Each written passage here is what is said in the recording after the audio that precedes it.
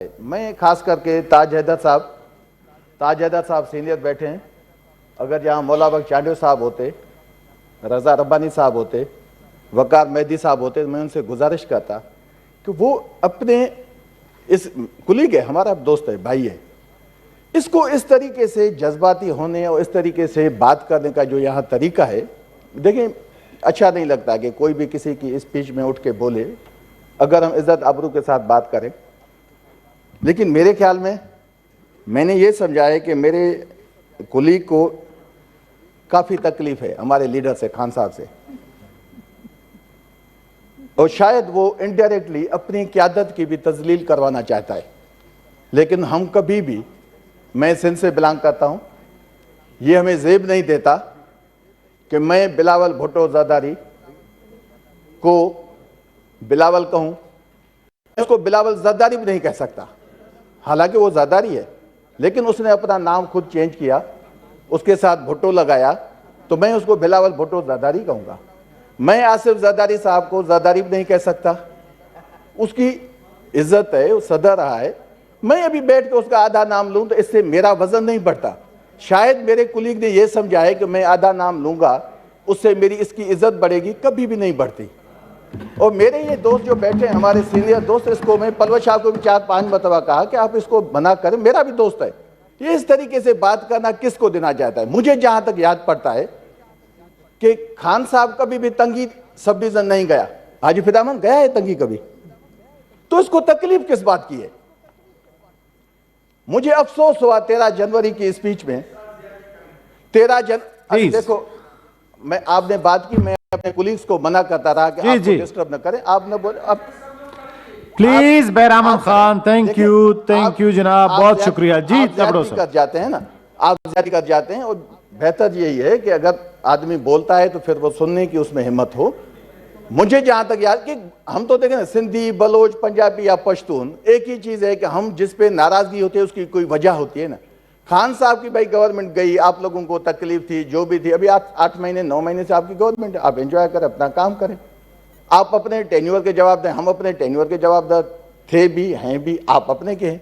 लेकिन ये बात उसी दिन 13 जनवरी आपने देखा कि बड़ा अफसोस हुआ कि उसने खान साहब के वालिद साहब के लिए अल्फाज बोले, उनकी बहन के लिए बोले, उनकी वालदा के लिए। उनका क्या ताल्लुक है हमारी सियासत से? देखें, डिस्कस जब भी ऐवान में या ऐवान से बाहर हुआ है तो पॉलिटिक्स पे हुआ है, पॉलिटिकल एक्टिविटीज पे हुआ है, पॉलिटिशियंस पे हुआ है। खान साहब का वालिद कभी भी पॉलिटिकल आदमी नहीं था, खान साहब की बहन कोई एमपीए एमएनए न उसका हमारे तंजीम से कोई ताल्लुक है, फिर भी उन चीज़ों को यहाँ घसीट के उनको आप जब बदतमीजी के साथ आप नाम लेंगे तो आपके लीडर्स के लिए ऐसे अल्फाज अगर बोले जाएंगे आपको बड़ी तकलीफ होगी। मैं तो ये कहता हूँ ताज हैदर साहब, शायद ये, अरे यार सब्र तो करो, क्या हो गया है? मैंने अपने इन दोनों बहनों को मना किया कि तुम्हारी बात सुने, न बोलो बीच में, तंगी साहब प्लीज, न बोलो बीच में, तुम पे देखिए जी अबड़ो साहब प्लीज, तंगी साहब प्लीज, ये हाउस बड़ा तुम पे मेहरबान है, डेली तुम्हें टाइम मिलता है, 10 मिनट बैठ के तुम खान को गालियां देते हो, हम बैठ के सुनते हैं, तो हिम्मत करो सुनने की भी। ये तो आपके बड़े जो है ना, आपके अभी नसीब खुल गए हैं। हम अपने नसीबों को कहें पीटीआई वाले कि हमें टाइम नहीं मिलता। आप जब हर सेशन में आपको 10-12 मिनट मिलते हैं तो सुनो भी। ताज हैदर साहब, ये आपके पार्टी के लीडरशिप का दुश्मन है, आप अपनी पार्टी लीडरशिप को समझाएं। मैं अगर पीडीएम की लीडरशिप पे बैठ के डिस्कस करूंगा तो मुझे पूरा दिन चाहिए। मैं चाहता हूं मैं अकेला खड़ा होकर सारे हाउस को फेस करूंगा, मैं दावे से कहता हूं। नहीं होता, ऐसे कभी भी नहीं होता। हाँ, एक चीज मुझे समझ में लाजमी आई है, तंगी साहब को शायद किसी ने यह समझाया है कि आप जितना खान को गालियां देंगे तो आपको शायद पीडीएम की गवर्नमेंट में ये अकोमोडेट करेंगे, जो 77 मेंबर्स की कैबिनेट है उसमें हिस्सा मिलेगा। वो तंगी साहब, आपका और मेरा मिसाल एक ही है, न ये आपको सेनेट की स्टैंडिंग कमेटी दे पाए, आपको पहले तो कुछ भी नहीं मिलता था। इवन जब ये पीडीएम की गवर्नमेंट बनी, सारी 12 पार्टीज बनी हैं, तो आपको कभी भी केपीके में जब भी प्लीज बैरामन खान, प्लीज बदतमीजी भी तुम्हारे, प्लीज बैरामन खान। अच्छा जनाब चेयरमैन, मेरे ख्याल में ये तंगी सब डिवीजन से भी है, तंगी कास्ट पे है, तंग भी बहुत करता है, लेकिन तमीज भी इसमें खत्म हो गई है, ये बात करने नहीं देता किसी को, इसको समझा समझा के थक गए हैं कि कमल अरे चुप तो करो, क्या हो गया है तुम्हें, बैठ के बिला, मैं भी तुम्हें नहीं बोलने दूंगा, ये वादा है मेरा तुमसे, मैं अपने सेनेटर्स को मना करता हूं, तुम पे से कोई बात नहीं कर पाएगा। मैं इस सूबे से, उस डिस्ट्रिक्ट से ताल्लुक रखता हूं जहां तुम्हारा सियासी काबा किबला है, जहां तुम्हारी लीडरशिप है, तुम्हारे अमानत को मैं जानता हूं। बेटा मुंह ना खुलवाओ, यहां तुमने उसी दिन करप्शन की बात की, मैं तुम्हें 2 मिसाल देता हूं, सिर्फ चले जाओ अभी M6 मोटरवे में जो लैंड एक्विजिशन के पैसे जो 8 बिलियन मटियारी डिस्ट्रिक्ट में गए, नौशेरा फेरोज डिस्ट्रिक्ट में गए, सिर्फ उस 2 डिस्ट्रिक्ट के 8 बिलियन की लैंड एक्विजिशन के पैसे का हिसाब तो लो उनसे। आप लोगों को तोशा खाना याद है, आपको 4 करोड़ की घड़ी आपके सर पे बैठ गई है। आपके लिए जो फॉरेन फंडिंग केस आप जिसको कहते हैं, जो पार्टीज की फंडिंग है, जो ऑफिशियल आई, आपको उससे तकलीफ है, मुझे 8 बिलियन का हिसाब दो, फिर आपको पता लग जाएगा कि ये 2 डिस्ट्रिक्ट किसके अंडर में। मटियारी डिस्ट्रिक्ट लगता है नवाब शाह के साथ, नौशेरा फेरोज लगता है नवाब शाह के साथ, ये 3 डिस्ट्रिक्ट है। मेरी बात सुनो, पहले जाके वहां से 8 अरब का हिसाब लो। 1 लाख टन जो गंदम का ये नौशेरा फेरोज से पता करो वो किसका फ्रंटमैन है, वो किसका जो लीडर है वहां, जो दयाल हजान है वो तुम्हारे ट्रांसपोर्ट का फ्रंटमैन है। मेरा मुंह न खुलवाओ, बुलाओ जा, बार बार तुम्हें कहता हूं, तो जाओ वो गंदम ले आओ। ये तुम्हें अकोमोडेट नहीं करते, तुम्हें स्टैंडिंग कमेटी नहीं देते, पीएम जाता है जब केपी के तो तुम्हें वहां नहीं बुलाते। तुम तो एक इजाफी फर्द हो पीपी में, बिला वजह बैठ के यहां बोलते हो क्या तुम? इज्जत आबरू से चलो वो सही है भाई। पीडीएम के कमालात हैं। अभी वो मिनिस्टर साहबा बात कर रही थी, मैं उसे एक सवाल पूछता हूं। जनाब चेयरमैन, आपको याद होगा मैंने एक क्वेश्चन यहां रेज किया था एलसीज का, जो ओवर इनवाइसिंग हो गई थी, जहां वो पिछला जो मिनिस्टर था उसने कहा था ऐसा कोई इशू नहीं है, लेकिन इसहाक डार साहब आए, उसने एक्नॉलेज किया, उसने टीवी पे अनाउंस किया कि मोर देन 78 बिलियन जो पैसे हैं बैंक्स ने लिए हैं ओवर इनवाइसिंग से। अभी तक मेरा क्वेश्चन वो फाइनेंस कमेटी में फाइनल नहीं हो रहा, उसका तो उसे जवाब ले। वो 78 बिलियन कौन खाएगा अभी? वो उन बैंकों से कौन वापस लेगा? वो उन कंपनीज को वापस कौन करेगा? यहां बैठ के आप हमें बताते हैं, आप हमें छोड़े पीडीएम का कमाल ये है ना, Raza Rabbani political assistant, Qadir Patel federal minister. ओ भाई कम से कम उठो तो इखलाक से। रजा रब्बानी कहा है कि पॉलिटिकल असिस्टेंट बनाया, ये है आपकी पीडीएम की गवर्नमेंट। आप अपने पीडीएम की गवर्नमेंट में 12 जमातों के साथ इंसाफ नहीं कर पाए। कहां है एएनपी का मिनिस्टर? कहां है हमारे बीएनपी का मिनिस्टर? कहां है हमारे हासिल बिजंजर साहब के पार्टी के मिनिस्टर?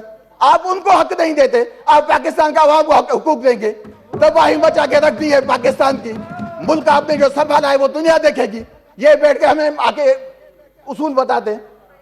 तमीज के साथ चलाना चाहिए इस ऐवान को, ये अच्छा नहीं है। आप लोग समझते हैं जब आप अपोजिशन में थे तो 2-3 मरतबा आपने वॉकआउट मेरी स्पीच पे किया था। आपको खुशनसीबी है आपकी कि मेरी अपनी पार्टी मुझे टाइम नहीं देती फ्लोर में जानबूझ के, ये आपकी खुशनसीबी है। अगर मुझे टाइम मिले तो मैं आपकी तबीयत ठीक कर दूंगा डेली। ये डेली उठ के आप खान को गालियां देते हैं ना, तो मैं इससे ज्यादा इखलाक के दायरे में रहते हुए आपको आईना लाजमी दिखाऊंगा। लेकिन ये कोई तरीका नहीं होता कि किसी भी लेवल पे आप बाकी चीजों को छोड़े ना। आपने यहां बातें हुई कि भाई माजी में ये किया गया, ये शहीद मोहतरमा बेनजीर में, ताजेदर साहब आप लाजमी इसको जानते होंगे, ये शहीद मोहतरमा बेनजीर भुट्टो है। जब वो जेल में जाती थी किससे मिलने जाती थी? आसिफ जरदारी साहब से। जब वो जेल में थे, क्या उसको नवाज शरीफ ने जेल में डाला या खान साहब ने जेल में डाला था? आपके मुंह में अभी छाले पड़ गए कि आप उसका नाम नहीं लेते। क्यों नहीं लेते नाम उसका? आप ले उसका नाम। आप इतने जमहूरियत पसंद हैं, अभी आपका जो शौक बन गया है, आपका इश्क बन गया है लैला मजनू वाला नून लीग के साथ, वो आपकी अपनी करप्शन की बका के लिए, बेनजीर साहबा के बका के लिए नहीं है, शहीद भुट्टो की लड़ाई के लिए नहीं है। आपकी लड़ाई अपनी जेब के लिए, अपनी पेट के लिए। इसी वजह से आपको नवाज शरीफ अच्छा लगता है, इसी वजह से आपको शहबाज शरीफ अच्छा लगता है। इस पिक्चर में अगर आप देखें चेयरमैन साहब, थोड़ा अगर ये कैमरा वाले क्लोज करें, इसमें एक बच्चा भी है जो बेनजीर साहबा की उंगली थामे हुआ है। वो इस वक्त मुल्क का फॉरेन मिनिस्टर है। उसको क्यों नहीं याद आता कि उसके मां को किसने ये जेलों में भिजवाया, जेलों में सफर कटवाए? कभी है किसी में? आप आके बैठते हैं इधर आके। ये 8 महीने आपके करप्शन की बका है, ये आपके करप्शन की जंग है, ये जमहूरियत की जंग नहीं है। तो लिहाजा थैंक यू सर। अब तंगी साहब क्यों टाइम जाया करा रहे हैं? प्लीज प्लीज चांडियो अपना मेहरबानी करें तंगी साहब प्लीज। जी जी जनाब जनाब जी जनाब चेयरमैन इसको पट्टा डालें प्लीज, ऐसी बात ना करें ना प्लीज। ना जी डाल दें वो चाहता है ना, पट्टा डाल दें, पीछे बिठाए अपनी चेयर पे बैठे, फिर वो जो भी इसको बोलना है बोल। इस यहाँ आ जाए मेरे साथ, मैं यहाँ सुनूंगा। कुछ ये थोड़ा सब्र करें। बात ये है, देखिए अभी मैं आता हूँ कि सिंध में, अभी इनको मैं आईना दिखाऊंगा, नाराज हो जाएगा, बिला हो जाएगा और पागल हो जाएगा। 15 जनवरी के लोकल बॉडीज इलेक्शन हुए, आप देखें कराची सिंध में सेकंड फेज था इलेक्शन का, क्या असर किया गया हमारे एमपीएस का। मैं जिक्र न करूं बेशक, लेकिन वो हमारे वोटर्स हैं, उन्हीं एमपीएस के वोट पे ये सेनेटर्स आते हैं इस ऐवान में, हर असेंबली से। हमारे 9 एमपीएस को, अदील अहमद को, राबिस्तान को, राजा अजहर को, फहीम खान को, गौहर खटक को, इन्होंने अमजद आफरीदी को क्या उनके साथ अच्छा किया। ये जनाब चेयरमैन, ये इस मुल्क में जिस तरीके से ये हलाकू खान के टाइम की याद दिला रहे हैं। भाई जब आप लोगों को इतनी हिम्मत है, आप कहते हैं आप पॉपुलर है, सारा सिंध आपको वोट देता है, तो लोगों को जेलों में क्यों डालते हैं? लोगों के घरों पे रेड क्यों करते हैं? वर्कर्स को तशद्दुद का निशाना क्यों बनाते हैं? चेयरमैन साहब, गुजारिश है मेरी आपसे कि इस मैटर को, ये जो हमारे एमपीएस सारे वहां है, इसको आप ह्यूमन राइट्स ये प्रोविंशियल सब्जेक्ट है जी। नहीं, एमपीएस का हमारे साथ कोई काम नहीं है चेयरमैन साहब। अगर हो तो जरूर करेंगे, जो होने वाला है कर लेते हैं। चेयरमैन साहब देखें, प्रोविंशियल उनका अपना असेंबली है, वहां पे पोजीशन लीडर आप खुद हैं, उधर टेकअप करें, कमेटी में बुलाएं। नहीं चेयरमैन साहब, बात ये है, मैं उस कमेटी में नहीं हूं ह्यूमन राइट्स में, मैं होता तो मैं बुला देता नहीं, वो करें ना जो एमपीएस है वहां सिंध में, वो अपने हाउस में बुलाएं। ये प्रोविंशियल सब्जेक्ट है। ऐसे नहीं, यहाँ प्रोविंशियल की बात होती रही है, ऐसी नहीं है। ये पहला मैटर मैंने टेकअप नहीं किया, आपको भी याद होगा। यहाँ चागी की बात हुई है, रिक्रूटी की बात हुई, सबकी होगी। मैं कहता हूँ ये जो लॉ एंड ऑर्डर है वो प्रोविंशियल उधर का सब्जेक्ट है। चेयरमैन साहब, मैं आपको हाथ जोड़ता हूँ, गुजारिश करता हूँ, हम ये सूबों की नुमाइंदगी यहाँ करते हैं। ये ऐसे नहीं है कि सूबों का इशू है, यहाँ हम टेकअप नहीं कर सकते। आपने देखा रिक्रूटी को कैसे, आपने खुद फरमाया था कि ये मेरे डिस्ट्रिक्ट का चागी का इशू है। हमने तो चागी को भी ऑनर किया, आप सिंध को भी ऑनर नहीं करें। इस मैटर को आप ह्यूमन राइट कमेटी में भेजें, मेहरबानी। थैंक यू जी, thank you very much, time हो गया। थैंक यू कभी तो आप तो टाइम देते नहीं। थैंक यू जनाब। सर अब मैं जी